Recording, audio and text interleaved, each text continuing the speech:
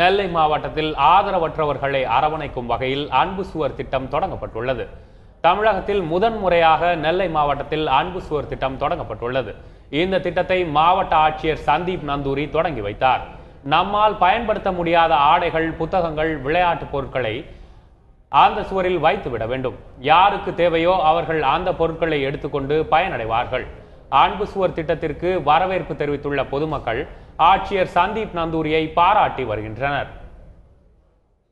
திருநெல்வேலி மாவட்டத்தில் அன்பு சுவர் வால் ஆஃப் கைண்ட்னஸ் சொல்லி ஒரு புது கான்செப்ட் நம்ம துவங்கி வைத்தோம்.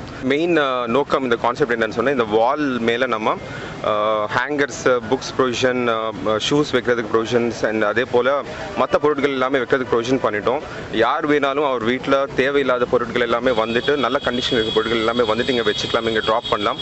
அதே போல் யார் வேணாலும் இந்த பக்கம் போகிற மக்கள் யார் வேணாலும் வந்து அவருக்கு தேவைப்பட்ட பொருட்கள் அப்படியே நம்ம எடுத்துகிட்டு இங்கேருந்து போகலாம்.